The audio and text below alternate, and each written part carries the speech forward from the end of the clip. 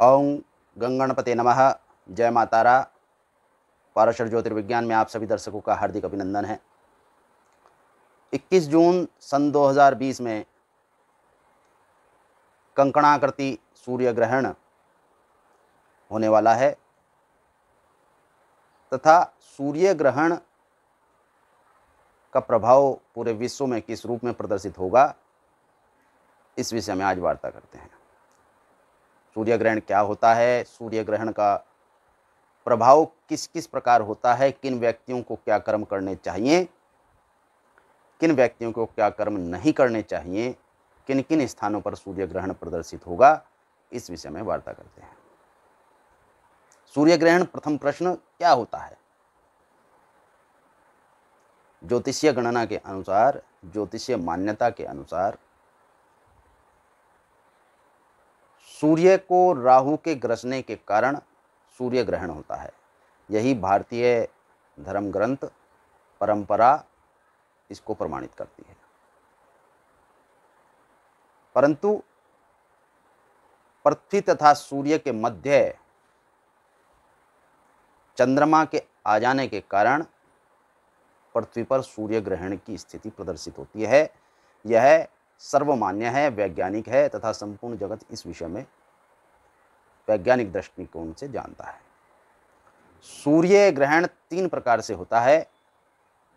अपितु सूर्य ग्रहण ही नहीं, सभी ग्रहण 3 प्रकार से होते हैं: खंगरास, पूर्ण ग्रहण, कंकणाकृति ग्रहण तथा उपछाई ग्रहण। खंगरास तथा कंकणाकृति ग्रहण बहुत प्रभावी होते हैं, परंतु उपछाई ग्रहण प्रभावी नहीं होता है। उपछाई ग्रहण ग्रहण की मान्यता में नहीं आता है। इसके न दोष होते हैं, न इसके अंदर गुण होता है। चूंकि केवल पृथ्वी को छायात्मक रूप से स्पर्श करने से ग्रहण की स्थिति सी प्रदर्शित होती है, परंतु यह ग्रहण नहीं होता है और इसमें किसी प्रकार का गुण दोष नहीं होता है, इसका प्रभाव भी नहीं पड़ता। आने वाले 5 जून में इसके विषय में स्थितियां प्रदर्शित हो रही हैं। 5 जून में उपछाई ग्रहण होगा, परंतु इसका प्रभाव नहीं होगा। यह ग्रहण की मान्यता में नहीं आता। ज्योतिषीय आचार्यों ने इसको ग्रहण की मान्यता में माना भी नहीं है। वार्ता करते हैं 21 जून सन 2020 प्रातः 9:16 पर ग्रहण प्रारंभ होगा तथा भारत में 3:04 दोपहर तक कंकणाकृति सूर्य ग्रहण रहेगा। इस ग्रहण का मध्यकाल दोपहर 12:02 पर होगा। कुल पर्व काल 5 घंटे 48 मिनट होगा। भारत के विभिन्न विभिन्न शहरों में विभिन्न विभिन्न समय पर सूर्य ग्रहण का समय घटता तथा बढ़ता रहेगा। इसके विषय में भी आगे जानकारी देंगे, ज्ञान देंगे, वार्ता करेंगे। सूर्य ग्रहण के अनंतर क्या ज्योतिषीय गणनाएं होंगी, क्या स्थितियां रहेंगी? यह सूर्य ग्रहण मिथुन राशि मृगशिरा नक्षत्र में पड़ने वाला है। मिथुन राशि मृगशिरा नक्षत्र में पड़ने पर मेष, सिंह, कन्या तथा मकर राशि के जातकों के लिए यह उत्तम अवस्था में रहेगा, अतिश्रेष्ठ अवस्थाओं में रहेगा। मेष राशि के जातकों को लाभ की उत्तम अवस्थाएं प्रदर्शित होंगी। सिंह राशि के जातकों के अंदर पराक्रम की अवस्थाएं बढ़ेंगी, पराक्रम मजबूत होगा, पराक्रम बलिष्ठ हो जाएगा। इस समय कन्या राशि के जातकों के लिए यह विशेष होगा तथा मकर राशि के जातकों भाग्य की प्रबलता प्राप्त होगी। यहां सूर्य ग्रहण मिथुन, कर्क, वृश्चिक तथा कुंभ राशि के जातकों के लिए उत्तम नहीं होगा। मिथुन राशि के जातकों को रोग की संभावनाएं हो सकती हैं तथा कर्क राशि के जातकों को धन के क्षेत्र में त्रुटि तथा वृश्चिक राशि के जातकों को पारिवारिक स्थितियों में न्यूनता की अवस्था प्रदर्शित होती है। इसके साथ साथ कुंभ राशि के जातकों के लिए यह ग्रहण अति कष्टकारी होना संभव है। ग्रहण काल में क्या कर्म करने चाहिए? ग्रहण काल में पूजा पाठ, जप, नियम, व्रत आदि स्थितियों को करना चाहिए। ईश्वर की प्रतिमा का स्पर्श, औपचारिक पूजन अर्थात किसी भी उपचार से पूजन, ईश्वर को कोई स्थिति समर्पित नहीं करनी चाहिए। इस समय में देव दर्शन करना भी उत्तम नहीं है। इस ग्रहण का सूतक काल पहले दिन ही लग जाएगा, अर्थात 20 तारीख में 9:16 पर इसका सूतक काल प्रारंभ हो जाएगा। जिन जिन शहरों में जिस जिस समय सूर्य ग्रहण होगा उससे करीब करीब 24 घंटे पहले सूतक काल प्रारंभ हो जाएगा। ग्रहण काल तथा सूतक काल में देव दर्शन नहीं करना चाहिए, देवता की उपासना आदि प्रतिक्रियाओं को नहीं करना चाहिए। ग्रहण काल के अंतर्गत ग्रहण प्रारंभ होने से पूर्व ही स्नान कर लेना चाहिए।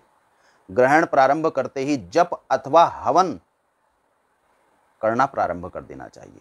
इस हवन में मुख्य मंत्र की आहुतियां जाती हैं, देव मंत्रों की पूर्व में आहुतियां नहीं जाती हैं, सर्वतोभद्र आदि मंत्रों की आहुतियां नहीं जाती हैं। मुख्य मंत्र, जिस मंत्र का जप आप करना चाहते हैं, जिस मंत्र से हवन करना चाहते हैं, उसी से हवि प्रदान की जाती है।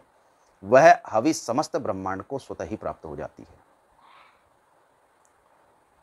इस हवनीय द्रव्यों में विभिन्न विभिन्न सामग्रियां, विशिष्ट सामग्रियों से यह हवन किया जा सकता है, विशिष्ट मंत्रों से किया जा सकता है। जिस मंत्र को आप सिद्ध करना चाहते हैं उस मंत्र से किया जा सकता है। चूंकि यह सूर्य ग्रहण योग है तथा कंकणाकृति है, तो इस सूर्य ग्रहण में उग्र मंत्रों का जप भी संभव है। उग्र मंत्रों का जप करने से भी इसमें सफलता प्राप्त होती है। ग्रहण के मध्याह्न काल में जप करना चाहिए। पुनः अंत काल में स्नान करके दान करना चाहिए तथा दान के पश्चात देव दर्शन करके भोजन आदि प्रतिक्रियाओं को करना चाहिए। जिन स्त्रियों को संतान उत्पन्न होने वाली है अथवा जो स्त्रियां गर्भ से हैं,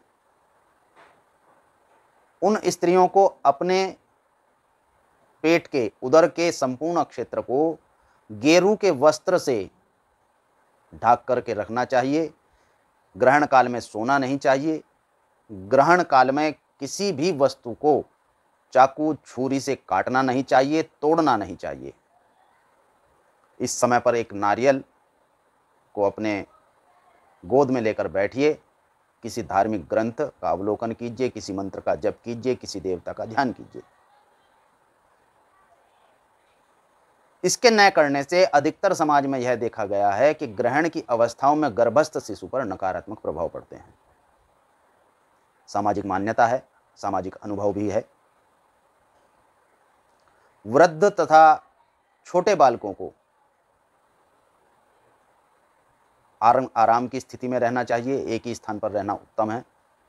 यह कंकणाकृति सूर्य ग्रहण नंगी आंखों से नहीं देखना चाहिए। इसको किसी ब्लैक कलर के आवरण को मध्य में रखकर ही देखना चाहिए अथवा इसके प्रतिबिंब को जल में देखना चाहिए। इस सूर्य ग्रहण में अंधकार की सी स्थिति अंतरिक्ष में होने की संभावनाएं हैं। कुछ आचार्यों का मानना यह भी है कि दिन में ही तारे प्रदर्शित होंगे। सामाजिक स्थिति को देखते हुए इस सूर्य ग्रहण का विश्व पर नकारात्मक प्रभाव पड़ना संभावित है। इस सूर्य ग्रहण से अग्निपात, जल प्रलय, महामारी की वृद्धि, भूकंपन आदि स्थितियां प्रकट होनी संभावित हैं, जिनका मानव जाति पर नकारात्मक प्रभाव पड़ना भी संभव है। इस सूर्य ग्रहण के अंतर्गत साधना किस प्रकार करनी चाहिए, इस विषय पर भी वार्ता करते हैं। संभावित हो सके तो जल के अंदर नाभि पर्यंत, नाभि से ऊपर ऊपर वक्ष स्थल तक, अपनी छाती तक, गले तक, मुख तक, नासिका तक, जिसके लिए जैसी संभव स्थिति हो, अथवा नाभि पर्यंत ही जल में खड़े होकर जप करने से उसका अनन्यतम फल प्राप्त होता है। इस काल में इस जप को करने से आपको अवश्य ही मंत्र की सिद्धि प्राप्त होगी। गायत्री मंत्र का जप किया जा सकता है, पंचाक्षरी मंत्र ओम नमः शिवाय का जप किया जा सकता है, महामृत्युंजय मंत्र का जप किया जा सकता है, नवार्ण मंत्र का जप किया जा सकता है। इससे भिन्न भिन्न अन्य जिन भी मंत्रों का जप आप करना चाहते हैं, बीज मंत्र, तांत्रिक मंत्र, वैदिक मंत्र, सभी मंत्रों का जप किया जा सकता है। इस जप के करने से आपको मंत्र की सिद्धि प्राप्त होगी, मंत्र आपके अनुकूल होगा। भविष्य में किसी भी कार्य या दुष्कर स्थिति में पड़ने पर आपको सफलता प्राप्त होगी। यहाँ यह वार्ता करते हैं किन किन राशि के जातकों को किन किन मंत्रों को जप करना चाहिए। मेष राशि के जातकों को पंचाक्षर मंत्र ओम नमः शिवाय का जप करना चाहिए। वृषभ राशि के जातकों को श्रृंग बीज मंत्र का जप करना चाहिए। मिथुन राशि के जातकों को ह्रींग बीज मंत्र का जप करना चाहिए। कर्क राशि के जातकों को नवार्ण मंत्र ओम ऐं ह्रीं क्लीं चामुंडायै विच्चे मंत्र का जप करना चाहिए। सिंह राशि के जातकों को सद्योजात मंत्र का जप करना चाहिए। कन्या राशि के जातकों को ईशान मंत्र का जप करना चाहिए तथा तुला राशि के जातकों को गायत्री मंत्र का जप करना चाहिए, शिरोमंत्र तथा सप्तव्याहृति सहित। वृश्चिक राशि के जातकों को महामृत्युंजय मंत्र का जप करना चाहिए। धनु राशि के जातकों को ओम नमो नारायणाय मंत्र का जप करना चाहिए तथा मकर राशि के जातकों को ओम क्लीं कृष्णाय गोविंदाय गोपीजन वल्लभाय नमः मंत्र का जप करना चाहिए।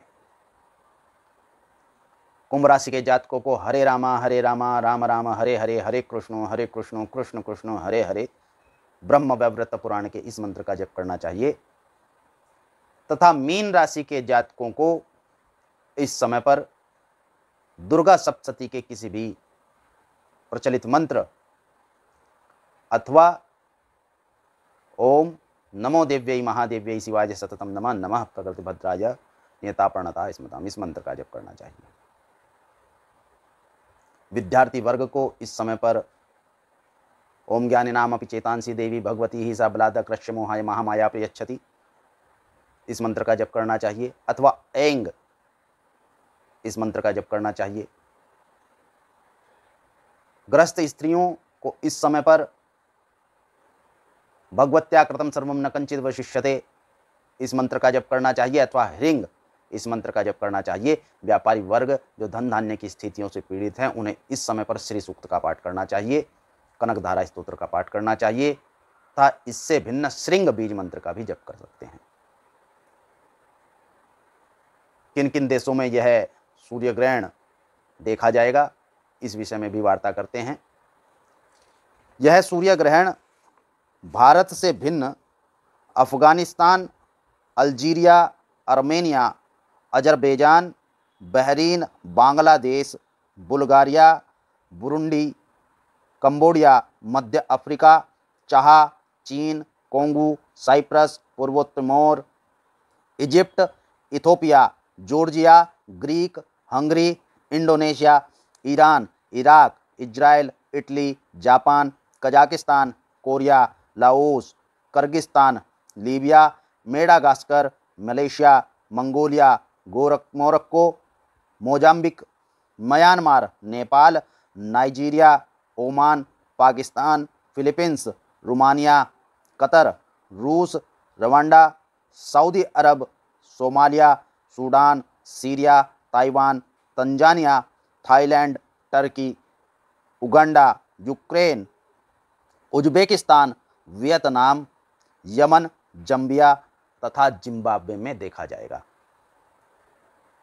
इस सूर्य ग्रहण के अनंतर उपासना विधि करने से सभी राशियों के जातकों को, सभी प्राणी मात्र जगत को सकारात्मक अवस्था प्राप्त होगी, सफलताओं के नए आयाम प्राप्त होंगे। इससे भिन्न इस सूर्य ग्रहण में भोजन नहीं करना चाहिए। सूर्य ग्रहण से पूर्व ही भोजन कर लेना चाहिए तथा अपने घर की सामग्रियों में कुसा अथवा तुलसी पत्र डालकर रखनी चाहिए, अन्यथा उसमें भी ग्रहण के नकारात्मक स्थितियां प्रदर्शित होने की संभावनाएं होती हैं। घर का जितना भी सामान हो उन सब में तुलसी पत्र अथवा कुशा को डालकर रख देना चाहिए ग्रहण काल तक।